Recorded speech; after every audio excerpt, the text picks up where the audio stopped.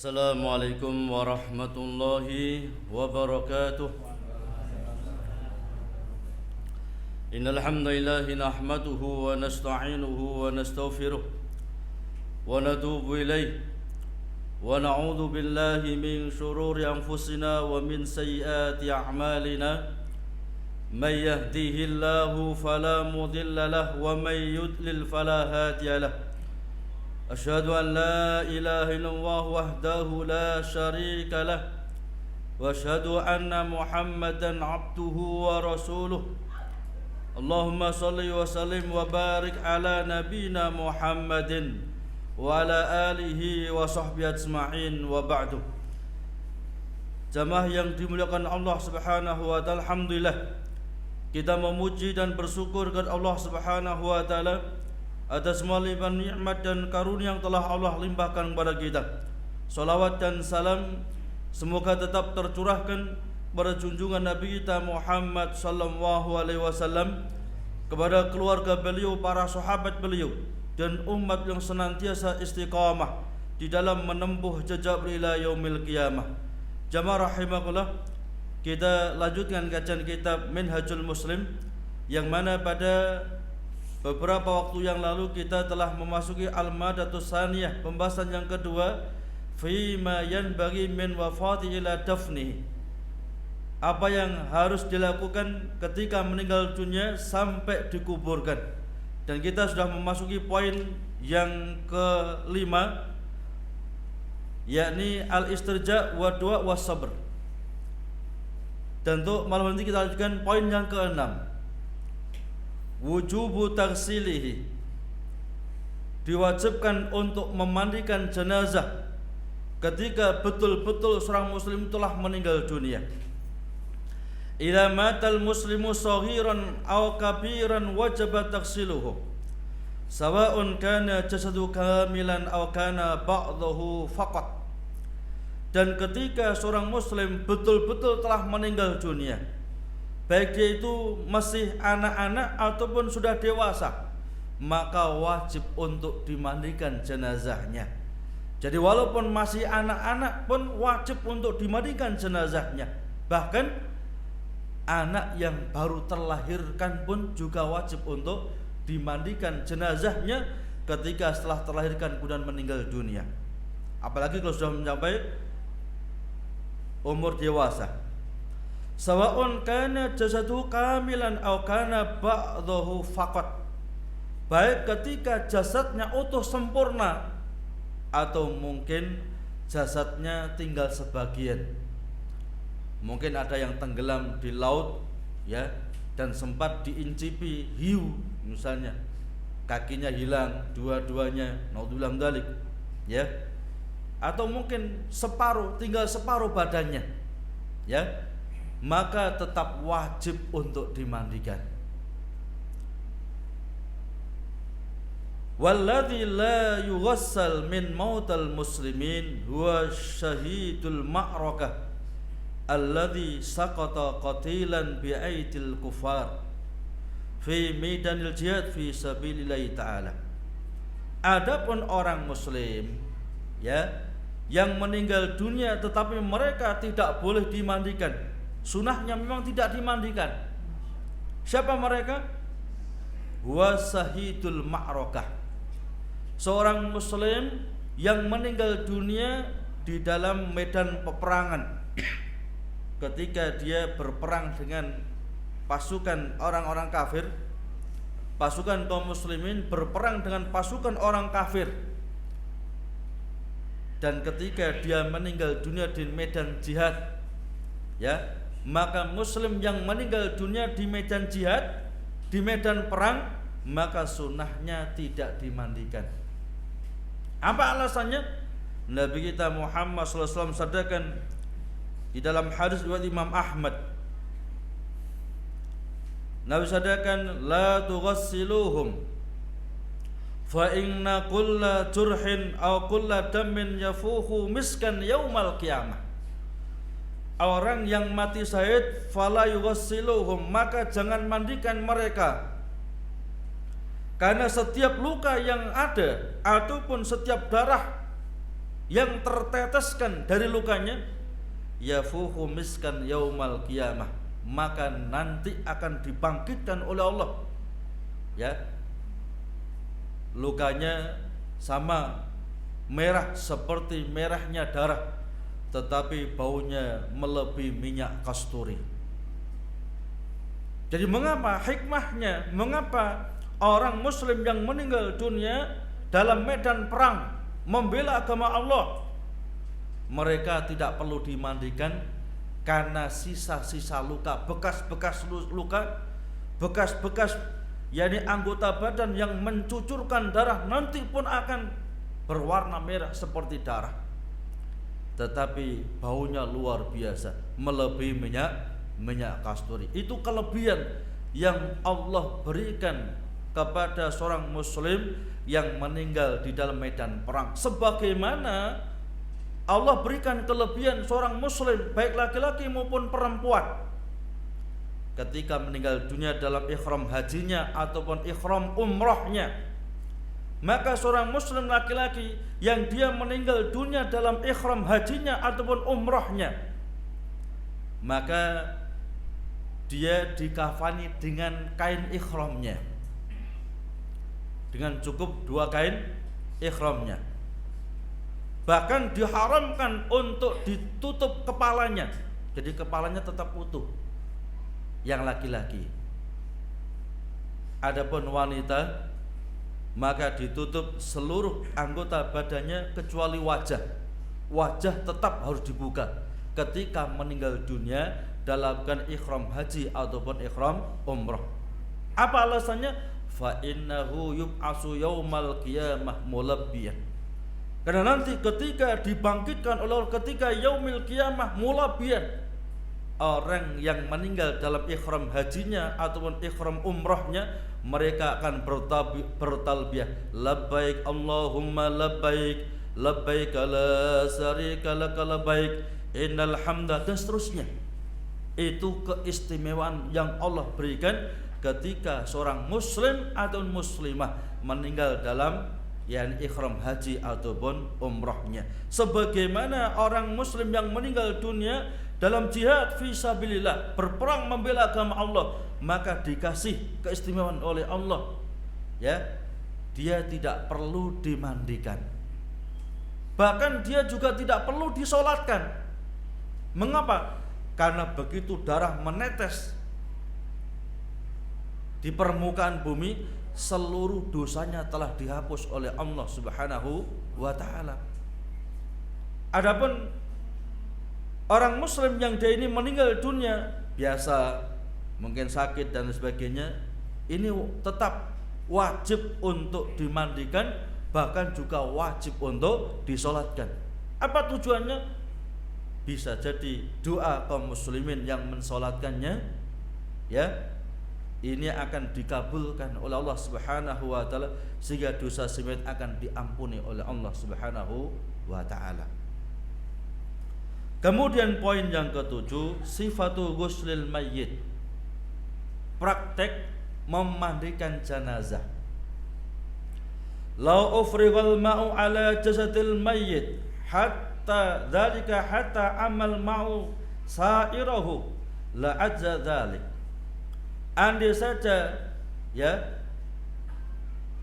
air itu disiramkan kepada jasad seluruh, ya, seluruh jasad si mayit sampai rata kepada seluruh jasadnya, la ajza dzalik, itu pun sudah boleh, sah, selama air itu telah membasuh seluruh anggota badannya.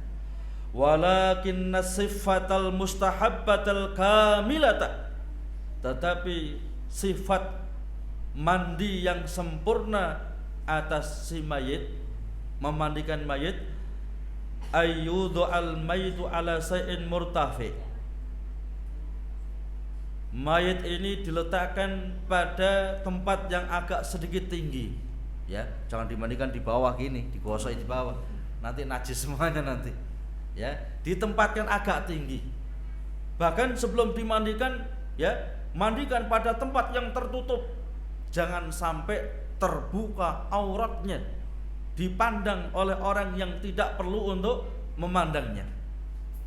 Jadi kalau ngasih penutup itu jangan yang tingginya hanya 1 meter. Kalau 1 meter anak kecil bisa lihat itu, apalagi yang dewasa yang tingginya 170 malah gampang itu, ya. Kadang-kadang dikasih penutup tapi penutupnya hanya tingginya 1 meter, ya, sehingga orang-orang bisa melihat, rame-rame melihat. Ini nggak boleh, ya, dimandikan pada tempat yang tertutup. Tidak boleh satu orang melihatnya kecuali orang yang berkepentingan untuk memandikan jenazah, ya. Kadang-kadang yang mandikan yang nonton ratusan itu, ditonton bareng-bareng, ya, tontonan gratis. Masya Allah, ini salah ini, ya, harus ditutup rapat, jangan sampai, ya, si mayit ini auratnya dilihat oleh orang lain. Wa yatawalla ghuslahu aminun salihun, dan orang yang memandikan adalah orang yang amin, orang yang jujur, orang yang amanat dan orang yang soleh. Ya, apa tujuannya? Ketika melihat kekurangan aib daripada si mayit ini nggak nyebar-nyebarkan, ya. Dhe'eke udele bodong. Masa ganteng-ganteng dhe'eke udele bodong gitu. Sejak seumur-umur nggak ada tahu orang kalau dia ini udele bodong, diketahui setelah meninggal dunia. Mengapa? Karena yang memandikan orang yang tidak amanat, ya. Kalau bisa kerabatnya, keluarganya, karena orang yang paling bisa menjaga aib si mayit adalah kerabat si mayit. Selama dia memang ahli dalam memandikan jenazah, ngerti, ya. Kalau nggak ada, maka orang lain, laki-laki yang mandikan laki-laki, perempuan, cuman yang amanat dan yang saleh, ya. Kalau wanita aminah wassalihah, ya, wanita yang amanat dan wanita yang salehah. Di mana Nabi kita Muhammad SAW telah bersabda di dalam hadis riwayat Imam Ibn Majah, lighassil mautakum al-ma'mumun, ya, al-ma'munun. Hendaklah orang yang memandikan jenazah di antara kalian adalah al-ma'munun, orang yang amanat. Fayasiru batnahu birifkin lima asa ayyahurja minhu min adha, ya. Setelah diletakkan di tempat yang sedikit atas, kalau kita ini malah lebih, ya, lebih santun, dipangku itu, ya, dipangku orang 3 orang 4, ya, santun kita ini, bukan di atas meja langsung semproti, bukan, tapi santun. Masya Allah, adat kita ini bagus, yang bagus. Yang nggak bagus ya jangan dilanjutkan, yang bagus diteruskan, ya. Tapi yang nggak bagus tidak boleh dilanjutkan. Kemudian di perutnya, ya, di perut dari atas ke bawah terus berkali-kali, karena nanti bisa jadi ada beberapa kotoran yang keluar baik dari depan maupun belakang, ya. Apalagi yang habis makan kemudian meninggal dunia, ini mungkin buahnya ini. Ya.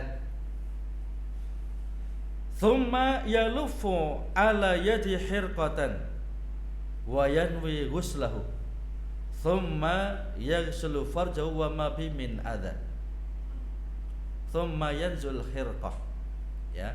Kemudian setelah itu hendaklah orang yang memandikan ini menggunakan secarik kain, ya.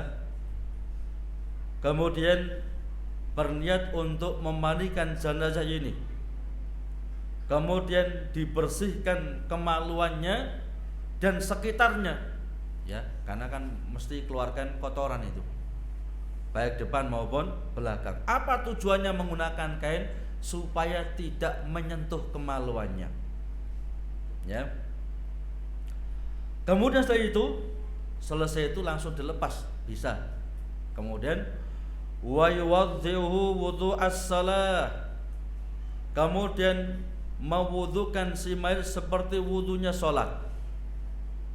Hanya saja kalau kumur-kumur istinsak wastinsar ini cukup ya, cukup dibersihkan mulutnya, dibersihkan hidungnya ya, bukan dimasukkan air ke dalam mulutnya nanti ketelan malah ya, masuk malah ya. Jadi dibersihkan mulutnya, dibersihkan hidungnya. Kemudian thumma yaghsilu sa'ira jasadihi badiyan bi'lahu ila asfalihi yaghsilu salasa. Kemudian memandikan seluruh jasadnya dimulai dari atas sampai ke bawah ya. Anggota-anggota wudu yang diutamakan bagian kanan ya, kemudian bagian ini sampai ke bawah. Kan kita wudu kan mulai dari tamatmut, istinsaq, wastinsar, wajah ya kan, baru tangan ya, baru kepala, kemudian baru kaki ya kan, semacam itu. Jadi memandikan jenazah, sebelum dimandikan di perut terlebih dahulu perutnya agar kotorannya seluruhnya keluar, kemudian dibersihkan kemaluan dan sekitarnya, kemudian baru dimandikan ya. Dengan cara mandinya didahulukan anggota-anggota wudu dan anggota bagian kanannya ya. Insya Allah paham ya, paham gak ini ya, paham ya. Yaghsilu salasan, dimandikan 3 kali.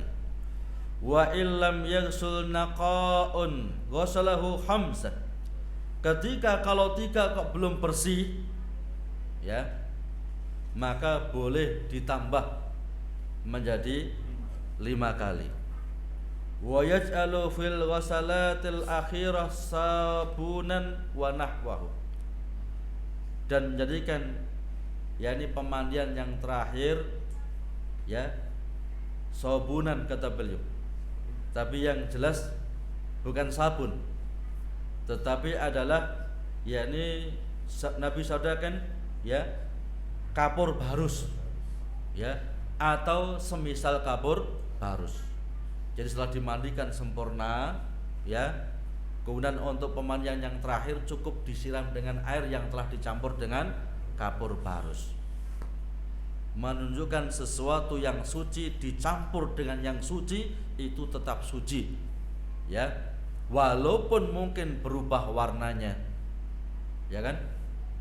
Dulu pernah kita jelaskan tohir mutahhir, tohir ghairu mutahhir. Suci mensucikan, suci tapi nggak bisa mensucikan. Jadi air yang telah dicampur kapur barus tentunya warnanya menjadi putih, baunya menjadi wangi, rasanya mungkin pahit, saya nggak tahu itu, nggak pernah makan kapur barus ya, tapi tetap suci ya. Setelah dikasih air yang telah dicampur kapur barus ini, maka nggak perlu disiram lagi dengan air, nanti kapur barusnya malah hilang itu ya. Jadi dimandikan ya, mungkin dimandikan 5 kali, keempatnya terakhirnya dengan air yang dicampur dengan kapur barus. Apa tujuannya? Yang pertama, supaya badan si mayat tetap kesap sehingga tidak mudah rusak ya. Yang kedua, agar yakni mayat ini berbau yang wangi ya, dengan kapur barus yang diakhirkan tadi, agar dia berbau yang sangat wangi. Bahkan ketika dikafani pun nanti kafannya dikasih yakni minyak yang paling wangi ya. Wa in kana al-maytu muslimatan nuqidat dhafairu sa'riha wa ghusilat thumma uida dhafruha. Dan ketika mayitnya perempuan, mungkin biasanya perempuan ini mungkin di keriting apa itu, di kelabang atau mungkin digelung, maka dilepas dulu kelabangnya, dilepas dulu gelungnya, dimandikan dengan benar. Setelah itu boleh digelung lagi atau dikelabang kembali, kemudian ditarik ke belakang ya. Jadi mungkin hanya digelung saja, kanan, kiri, tengah, ditarik ke belakang. Atau mungkin kalau adat kita ini luar biasa, dikelabang ya, kemudian ditarik ke belakang. Apa boleh? Boleh ya. Amara Rasulullah sallallahu alaihi wasallam ayuf ala bisyari ibnati haqadah. di mana Nabi perintahkan untuk berbuat semacam itu pada rambut putrinya Zainab yang telah meninggal dunia. Thumma yudhu alaihi al-hanud atib wa nahwahu. Kemudian setelah selesai dimandikan, maka diletakkan hanud, minyak yang paling wangi, ya, ataupun tip, minyak wangi, atau semisalnya yang berbau wangi, ya. Mungkin apa itu untuk laki-laki ini mungkin tiga la'faif, 3 kain kafan, ya. Pertama wangi, kedua wangi lagi, ketiga wangi lagi, demikian, ya. Bisa paham ini? Kemudian yang ke-8, man ujiza an ghuslihi yummima. Orang yang tidak mampu, tidak memungkinkan untuk dimandikan, maka dia ditayamumi. Idza lam yujad ma'un li ghuslil mayyit aw mata rajulun baina nisa'in aw imratun baina rijalin yummima wa kuffina wa sulya alaihi wa dufina. Ketika tidak mendapatkan air, ya, mungkin tinggal di pegunungan tinggi, kita di Lumajang alhamdulillah itu air melimpah itu, ya, nggak kekurangan air. Cuman saudara kita yang mungkin di bukit-bukit yang tinggi, di gunung-gunung tinggi, itu mungkin repot cari air, ya. Ketika tidak mendapatkan air untuk memandikan jenazah ataupun meninggalnya orang laki-laki di tengah semuanya perempuan. Jadi satu desa, satu kecamatan misalnya, satu desa dia laki-laki sendiri. Ya, mungkin orang yang kesingsal di situ. Penduduknya semua perempuan. Ya. Atau mungkin dia seorang perempuan padahal seluruh penduduknya adalah laki-laki. Apa mungkin? Mungkin, ya. Mungkin laki-laki semuanya ikut berperang. Ini laki-laki yang sakit parah, nggak bisa perang, sendirian dia. Berarti kan di kampung itu perempuan semuanya, ya. Atau mungkin sebaliknya, ya, berperang, wanita ini berperan sebagai orang yang mengobati prajurit yang terluka ataupun memberikan minum kepada para prajurit yang ikut berperang. Ternyata salah sasaran, ditembak prajuritnya, kena yang rawat ini, meninggal, ya kan?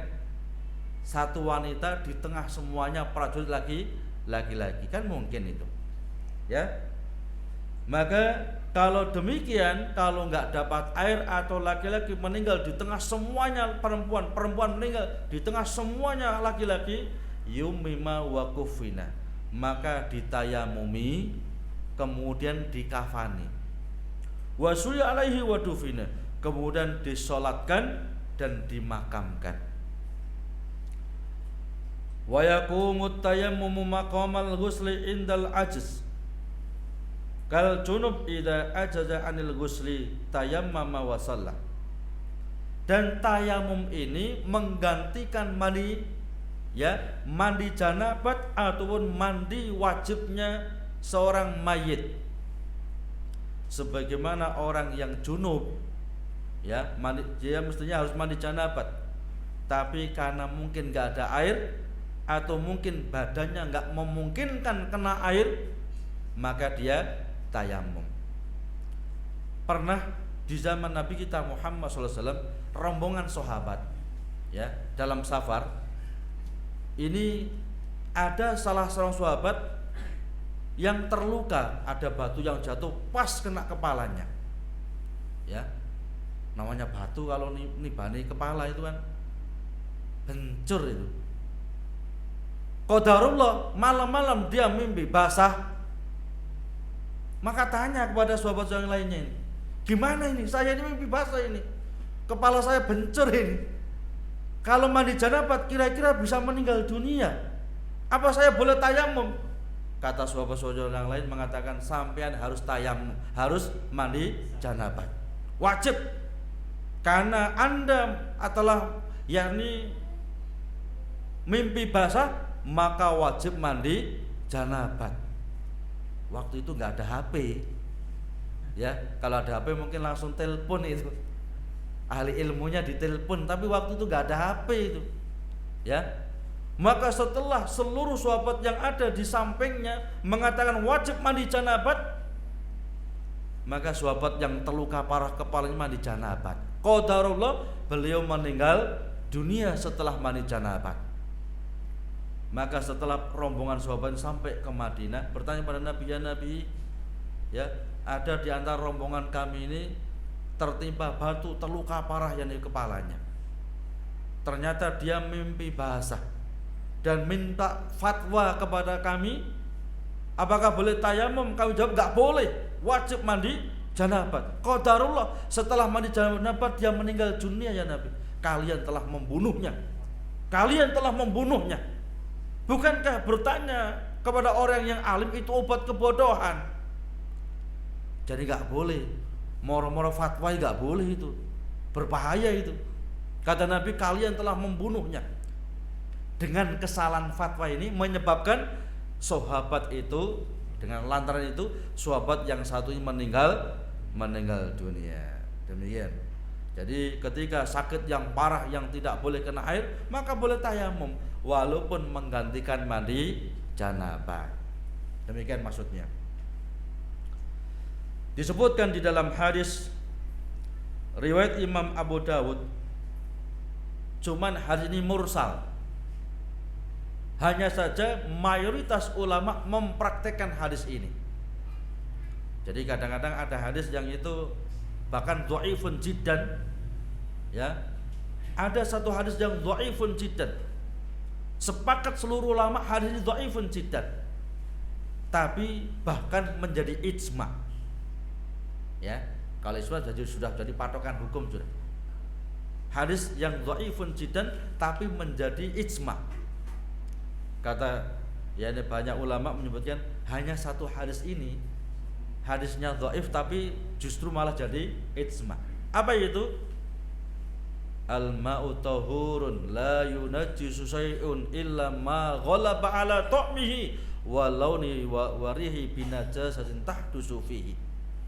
Tapi seluruh ulama sepakat ijma, ketika air baik sedikit atau banyak terkena najis kemudian merubah salah satu sifatnya, maka air ini menjadi najis walaupun sedikit walaupun banyak.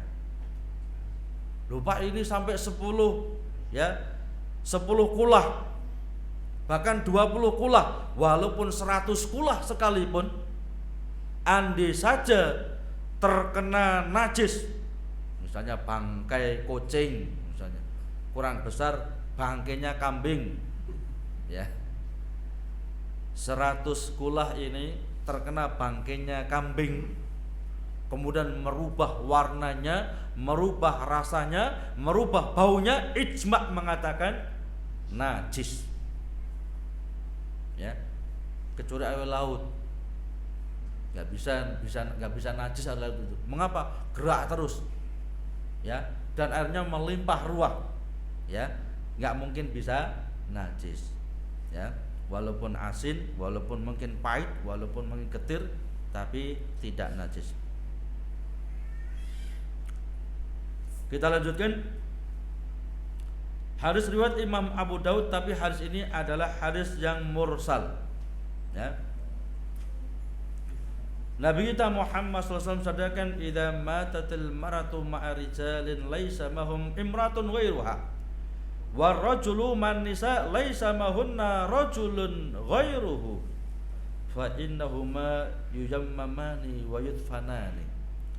Ketika ada seorang wanita meninggal dunia di tengah-tengah semuanya laki-laki, enggak ada laki perempuan pun, ya, ataupun seorang laki-laki yang meninggal dunia di tengah-tengah semua wanita, enggak ada laki-laki satu pun, maka keduanya, ya, yujammamani wa yudfanani, keduanya ditayamumi kemudian dimakamkan, ya.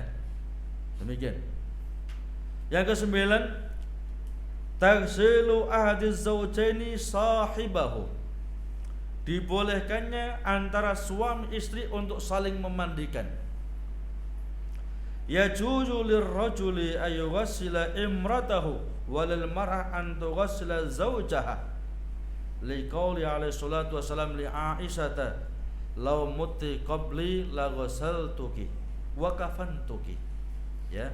Wa li anna Aliyan alaihi salatu wassalam radhiyallahu anhu ghassala Fatimata radhiyallahu ta'ala anha kama yajuzu lil mar'ah an tughassila sabiyya ibna sitti sanawatin aw aqall. Dibolehkan seorang suami untuk memandikan istrinya yang meninggal dunia, atau sebaliknya seorang istri boleh memandikan suaminya yang telah meninggal dunia. Adapun Imam Abu Hanifah, ya, beliau berpendapat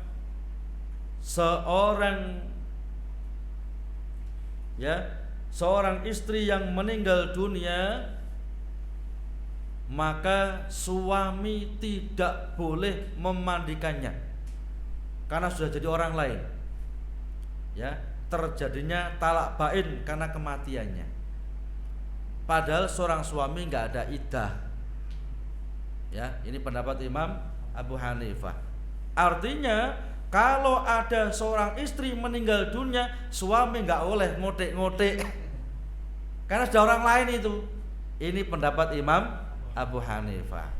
Ya, cuman ini pendapat yang marjuh, lemah.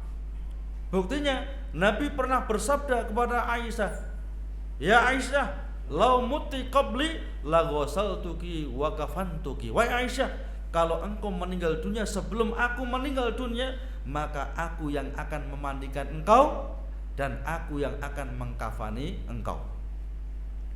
Bahkan ketika meninggalnya Fatimah putri Rasulullah sallallahu alaihi wasallam, jadi jarak meninggalnya Fatimah dengan Nabi kita Muhammad sallallahu alaihi wasallam itu berjarak 6 bulan.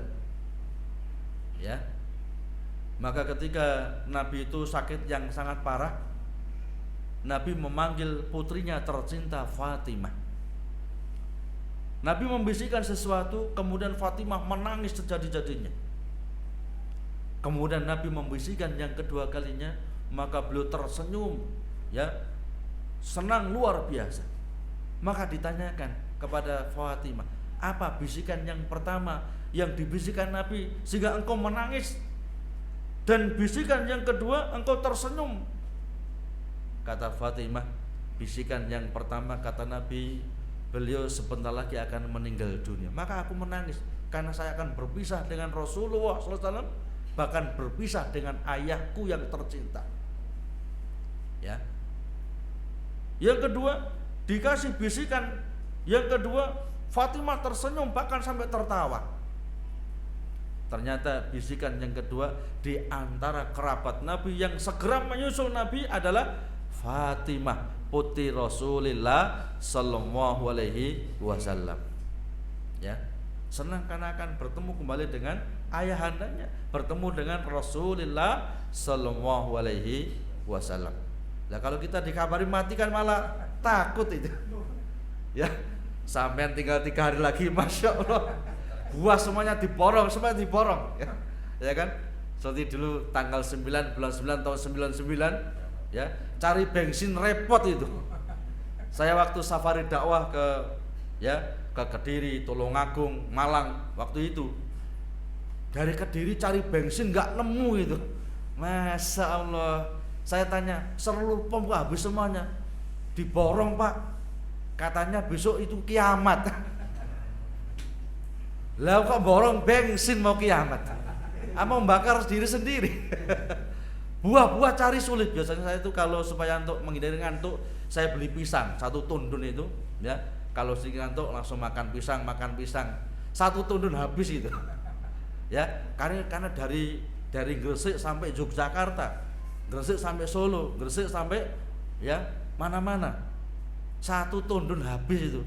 Cuman pisang yang kecil-kecil itu. Pisang apa itu? Pisang Barlin. Ya, masya Allah. Cari pisang bareng nggak nemu. Ya, katanya besok kiamat. Lah kalau kita dikasih kabar semuanya malah ketakutan kita, diborong semuanya, ya nggak mau keluar, seneng-seneng dengan keluarga sudah, dientek-entekno sudah. Lihatnya belum kiamat. Ya, sudah 11 tahun yang silam itu.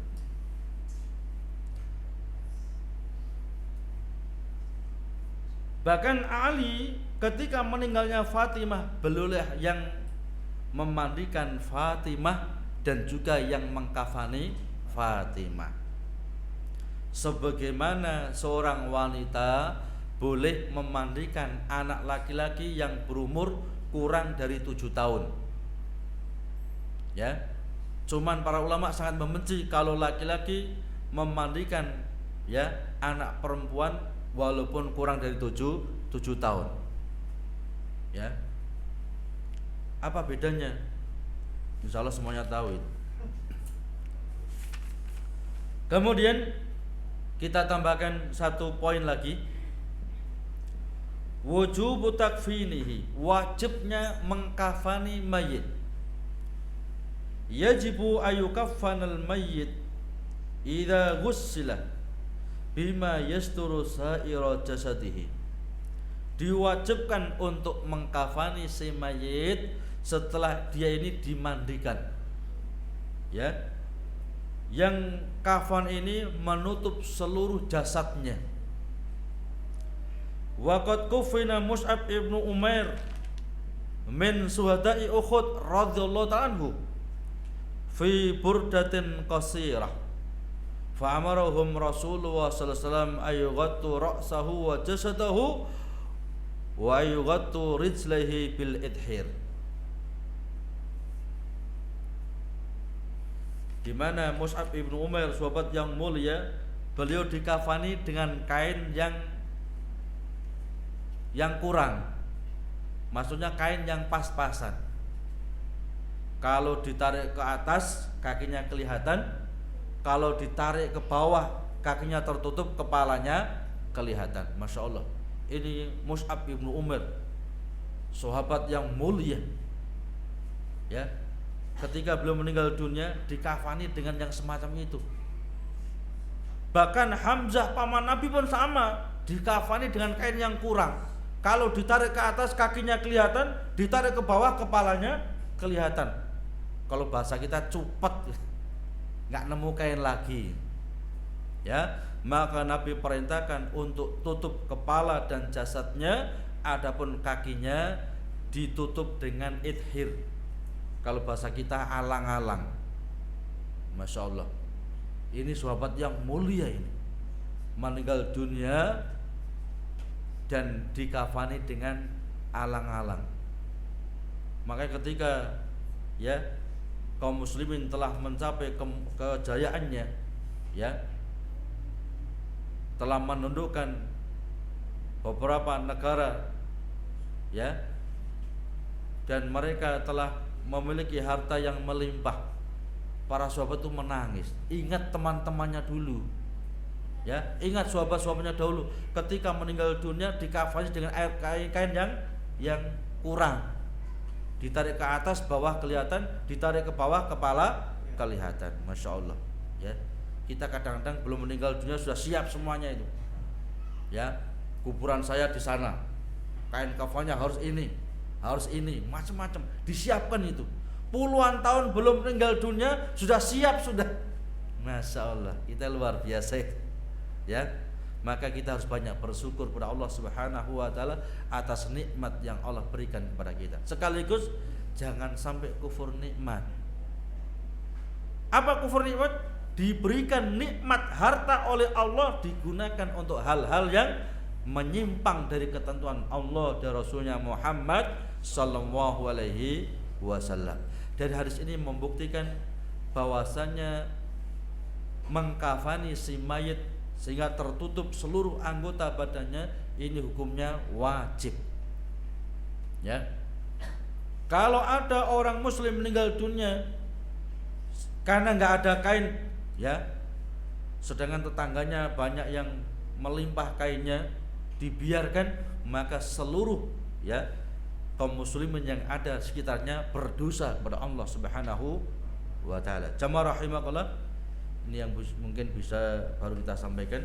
Sebelum kita tutup, mungkin ada yang ditanyakan, saya persilakan. Iya, monggo.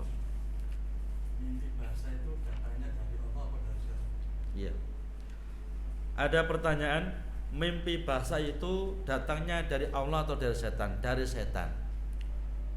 Makanya Nabi nggak ada yang mimpi basah. Karena setan nggak bisa kemampuan untuk membuat mimpi kepada Nabi. Ya. Mimpinya Nabi itu wahyu. Sebagaimana Nabi Ibrahim bermimpi. Ya. Ketika belum mengatakan, "Wahai anakku, ya, ini arafil manam, aku melihat dalam mimpiku, ya, aku diperintahkan untuk menyembelih kamu. Apa pendapatmu?" Ya abadi if'al ma tu'mar. Wahai ayahku, laksanakan yang diperintahkan oleh Allah. Artinya mimpi Nabi itu adalah wahyu. Sehingga mimpi basah nggak mungkin terjadi pada para nabi. Itu kepada selain para nabi. Dan itu termasuk, ya, termasuk ciri laki-laki mencapai umur akil balik. Ya, kan banyak itu ciri-cirinya ini. Ya, tahu semuanya ya. Ya, jadi termasuk ciri-cirinya adalah ketika sudah mimpi basah laki-laki. Kalau wanita ketika sudah haid. Tapi bukan hanya itu saja. Saya belum haid Pak, umur 20 tahun. Belum balik ini Pak. Ya sudah balik. Ya. Ada ciri yang lain. Nabatu sa'ril anah, ya, telah tumbuh bulu kemaluan, itu ciri balik. Makanya dulu, ya, ketika orang-orang Yahud memberontak pada kaum muslimin, ya, maka anak-anak yang ikut perang ini dilihat itu. Kalau ada langsung penggal sudah. Ya, tapi kalau belum berarti selamat, masih anak-anak dia, belum akil balik. Nggak ditanya mimpi basah belum, nggak gitu. Ada yang lain cirinya banyak itu, ya. Dan itu harus diketahui, ya. Karena ada wanita itu nggak haid walaupun umur 18 tahun. Karena mungkin nggak pernah nonton televisi, nggak pernah nonton HP mungkin, ya, di gunung sana 18 tahun belum haid, masih normal. Tapi kalau anak sekarang 11 tahun sudah haid itu, ya, demikian. Ada yang lain? Monggo.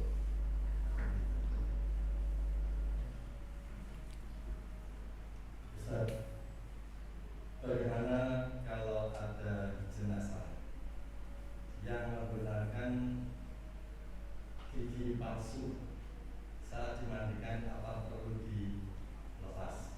Ya. Jadi untuk jenazah yang menggunakan gigi palsu yang memungkinkan untuk dilepas, maka harus dilepas. Ya. Kan ada gigi yang itu paten, nggak bisa dilepas. Karena apa itu ujungnya masih ada. Jadi gagangnya masih ada, ditambah lagi, ya. Tapi kalau memungkinkan untuk dilepas maka harus dilepas, ya. Allahul musta'an. Nanti ada pembahasan tersendiri masalah itu. Tambah. Nggih. Ada titipan dari ibu. Nggih. Ada dua pertanyaan. Yang pertama, di luar tema ini, Nggih. bahwa ibu itu yang utama sholat wajib di rumah. Iya. Kemudian bagaimana dengan pahalanya kalau kita tidak ikut sholat jamaah di sholat masjid? Kemudian yang kedua, di HP sering tiap malam grup itu bukai untuk tahajud. Apakah ini juga termasuk tidak lihat karena ini adalah amalan ibadah? Yang terakhir, ada seorang istri sudah berumah tangga selama 34 tahun, tapi selang 7 tahun pernikahannya mulai tidak harmonis. Suaminya selalu keluar rumah dan istrinya tetap di rumah. Ini tetap di rumah.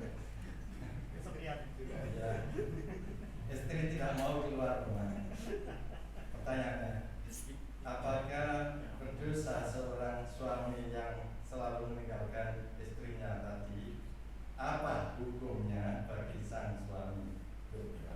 Iya. Saking banyak saya lupa itu. Ya.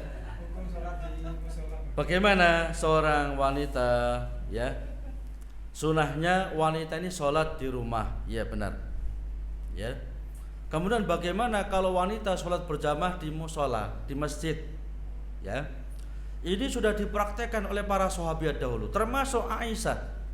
Ya, kata Aisyah, kami ini sholat subuh bil gholas, ketika masih sangat gelap. Jika saya itu nggak tahu samping kanan saya, samping kiri saya siapa, nggak tahu kami ini. Ya, di samping kanan saya siapa, samping kiri saya siapa, depan saya nggak tahu. Saking dilakukan sholat subuh pada waktu masih sangat gelap. Tetapi selesainya subuh itu sudah agak terang. Artinya Aisyah dan sahabat yang lainnya itu ikut sholat berjamaah di Masjid Nabawi. Ya, Nabi sadaqan, la tamna'u ima Allah masajid Allah. Wahai para suami, para laki-laki, jangan ada seorang pun di antara kalian melarang istri-istrinya untuk berangkat ke masjid-masjid Allah. Maka berkatalah, yakni putra daripada Abdullah ibnu Umar, tapi kalau saya, ya bahasa kita, saya akan larang istri saya untuk ke masjid, dan saya akan larang budak-budak perempuan saya ke masjid. Maka Abdullah ibnu Umar sangat marah. Kata beliau, ayahku belum pernah marah semarah ini. Kata beliau, aku sebutkan hadis Nabi dan kau menolaknya. Ya, jangan sampai melarang istri-istrimu untuk masuk ke dalam masjid-masjid Allah Subhanahu wa ta'ala. Tentunya dengan persyaratan-persyaratan. Ya, yang pertama tidak menimbulkan fitnah. Yang kedua, ya, jangan yakni memakai pakaian yang ketat. Ya, ataupun mungkin dengan pakaian yang sangat tipis. Yang parah ini, ya, kadang-kadang waktu sholat itu berukut sekali, begitu selesai langsung dicoplok semuanya. Parah itu. Ya, nggak boleh. Demikian. Jadi harus memenuhi syarat-syaratnya. Pertanyaan kedua, jadi boleh nggih ibu ke masjid berjamaah boleh, ya. Apalagi kalau suaminya nggak bisa ngulang ngaji. Ya. Melarang istrinya nggak boleh ke masjid, tapi ngulangi nggak bisa. Kalau bisa, monggo diajari agama. Ya, adanya pelajaran agama itu di masjid, di musola. Mau suami nggak bisa apa-apa, mau melarang-larang. Cuman harus pakai yang longgar, ya, yang apa itu tidak tipis dan juga tidak menimbulkan fitnah. Demikian. Yang kedua tadi, yakni membangunkan sholat tahajud. Apakah ini riya? Ya, melaksanakan suatu ibadah kemudian ditinggalkan, khawatir riya, itu riya. Itu riya sendiri tuh. Jadi kadang-kadang setan itu membisikkan kita sesuatu yang kelihatannya baik cuman nggak baik. Ya, sampean lo jam-jam sampeyan kok nggugai orang, nanti dikira sampean gini.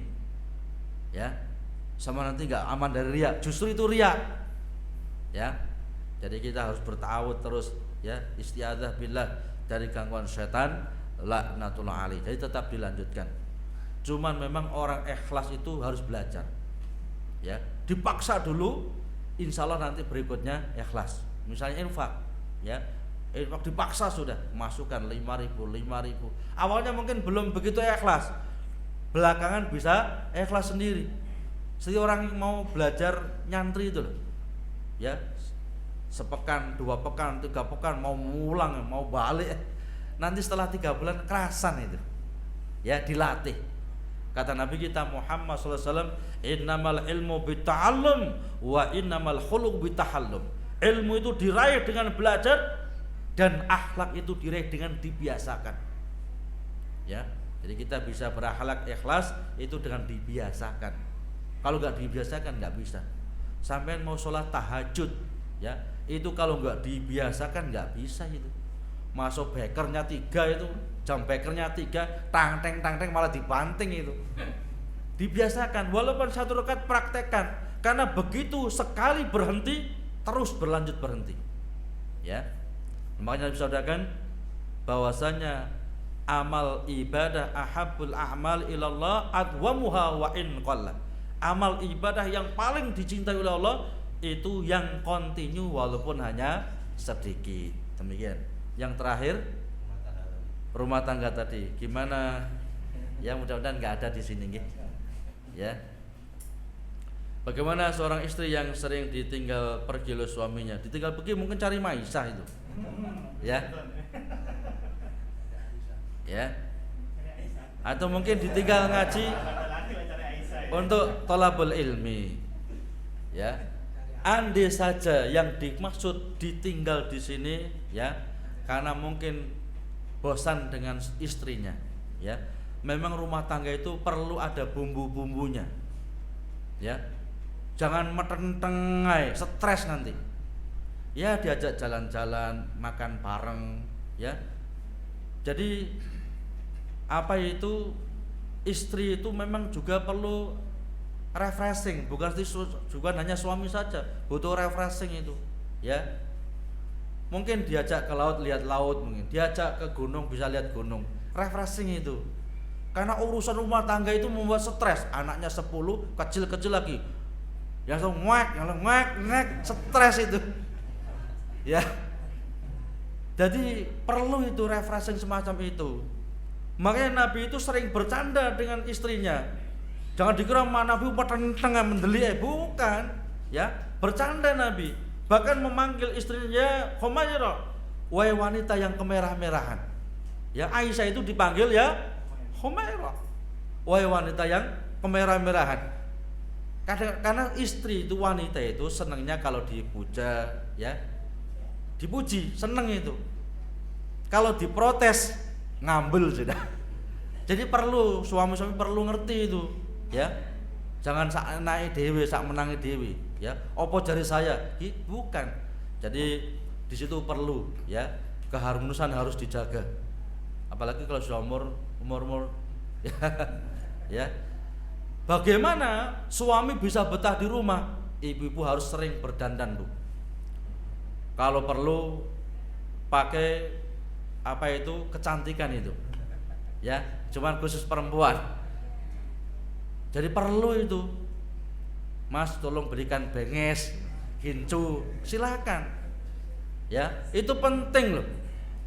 Jangan dikira nggak penting-penting, lah di rumah dowe,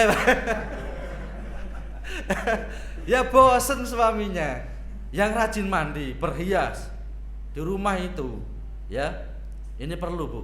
Ya, bahkan istri itu boleh berjoget di hadapan suami, pokok nggak ada orang lain. Itu perlu, bumbu-bumbu perlu itu, ya. Bagaimana Pak senam? Monggo senam di hadapan suaminya, nggak apa-apa, pokok nggak ada yang nginceng. Ya, paham maksud saya?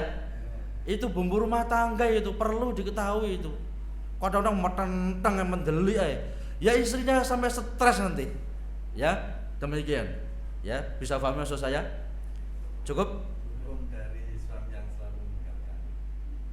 Kalau bagaimana suami yang semacam ini, ya, kalau dia tidak bisa memberikan nafkah, ya, nafkah batinnya, zalim kepada istrinya, dosa itu, ya. Seorang laki-laki kalau sudah mengakobil tuh nikah wa tazwitah dan sebagainya, dia harus bertanggung jawab untuk memberikan nafkah lahir dan batinnya, ya. Uangnya banyak tapi didelok nggak pernah, ya. Ada di zaman Nabi kita Muhammad SAW, ada seorang sahabat, zaman sahabat, ya. Sahabat ini memiliki sahabat teman karib, ya, sahabat karib, bahkan disaudarakan oleh Nabi kita Muhammad SAW. Ketika sahabat berkunjung kepada saudaranya, ya, karena dipersaudarakan oleh Nabi, dilihat istrinya doweh, kusut. Ditanya apa yang terjadi, mengapa pakaian kok gak karu-karuan dan keadaan semacam ini, ya. kata wanita ini, saudaramu ini enggak butuh kepada saya, ya, enggak pernah ngereken dengan saya, setiap malam tahajud terus, enggak pernah saya direken, enggak pernah itu, didekati pun enggak, apalagi yang lain. Kalau siang puasa terus, ya saya enggak oman opo-opo. Rasa gitu, ya. Kalau demikian besok saya akan ke sini dan akan menginap di rumah ini. Maka dilihat betul itu apa yang disampaikan istrinya ini, ya, istri sahabat ini benar.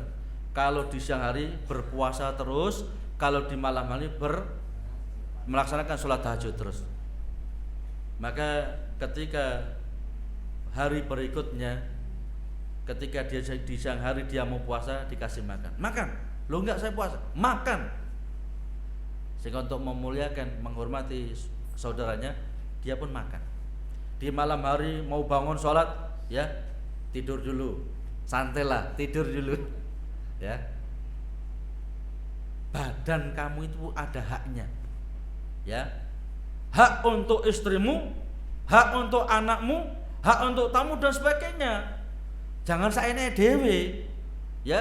Kalau sampean sudah siap menikah, berarti dia, ya, harus menyiapkan hak untuk istrinya. Kalau demikian, maka dengan demikian sadarlah sahabat ini, selama ini saya salah memang, ya. Setiap malam saya sholat malam terus, setiap siang saya puasa terus, ini salah ternyata. Dalam badan saya ini ada hak untuk istri, hak untuk anak, hak untuk tamu dan sebagainya. Lah kalau puasa terus, monggo pak, suaminya ya enggak tamunya enggak mau makan itu. Jenengan monggo, saya masih puasa. Ya, tamunya nggak mau makan, sungkan, ya. Jadi kita ini pun ada hak untuk istri, untuk anak, untuk keluarga, untuk tamu dan seterusnya. Maka suami yang semacam ini berdosa besar di hadapan Allah Subhanahu wa taala. Bahkan ketika ini saya kisahkan hadis yang sahih. Ketika Umar Ibn Al-Khattab, beliau berjalan-jalan karena beliau setiap malam itu keliling untuk melihat bagaimana keadaan rakyatnya. Maka dia mendengar ada seorang wanita yang bersair. Wanita mengatakan, andai saja bukan karena takut kepada Allah, ranjang ini sudah bergoyang ini. Artinya kalau bukan karena takut kepada Allah, saya sudah berzina itu. Mengapa? Karena suaminya itu berperang terus gak pernah pulang, ya. Maka ditanyakan oleh Amirul Mukminin, ini siapa suaminya? Fulan. Di mana dia? Berperang wahai Amirul Mukminin. Panggil pulang. Ya, suruh pulang. Maka Umar memanggil putrinya Hafsah. Wahai putri kesayanganku, berapa sih maksimal betahnya wanita itu ketika tidak ketemu dengan suaminya? Kata Hafsah, maksimalnya 4 bulan. Kalau demikian, saya buat keputusan setiap prajurit 4 bulan harus pulang.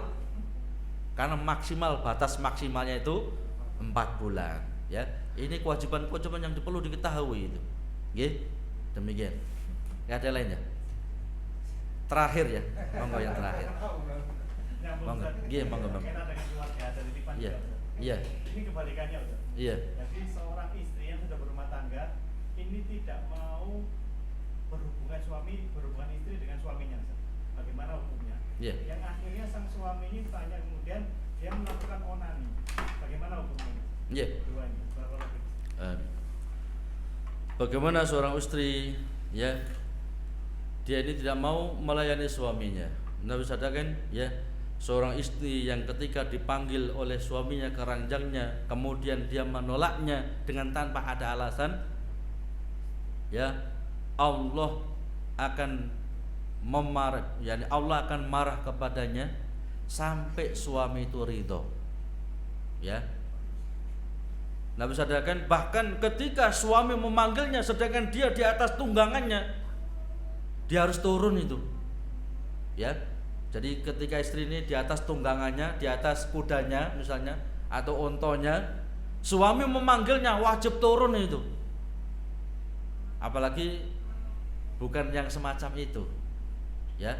Maka seorang istri dipanggil suaminya, kemudian dia menolak dengan tanpa alasan yang syar'i, maka dia di malam itu dimurkai oleh Allah dan tetap dimurkai oleh sampai suaminya ridho. Ya. Bagaimana kalau sampai suaminya onani? Lah ini bahaya ini. Ya. Ini bahaya, tidak boleh. Ya. Jadi harus saling memahami dalam hal ini. Cukup? Ya.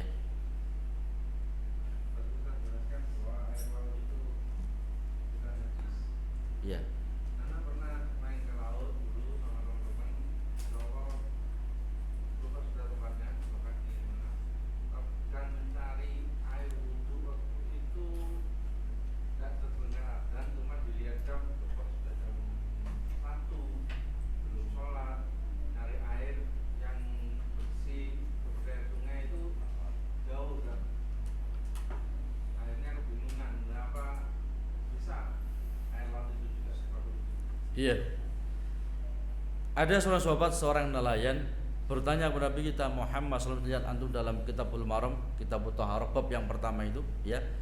Hadis yang kedua insyaallah dalam Kitabul Maram itu, ya. Ya Nabi, saya seorang nelayan. Kalau bawa banyak-banyak air nggak bisa membawa ikan banyak. Apakah boleh saya wudhu dengan air laut? Faqala Rasulullah SAW, huwa tuhur ma'u al-hillu maitatuhu. Luar biasa. Air laut itu suci, bangkai hewan laut halal. Ya.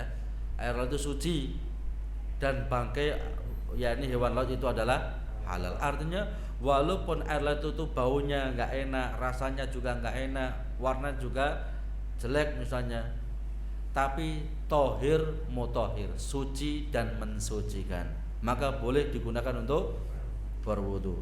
Jamaah rahimakumullah, mudah-mudahan apa yang kita kaji pada malam hari ini memberikan tambahan ilmu dan wawasan ilmu bagi kita semuanya. Kita tutup dengan doa kafaratul majlis. Subhanallah hamdika asyhadu an la ilaha illa anta astaghfiruka wa atubu ilaik. Assalamualaikum warahmatullahi wabarakatuh.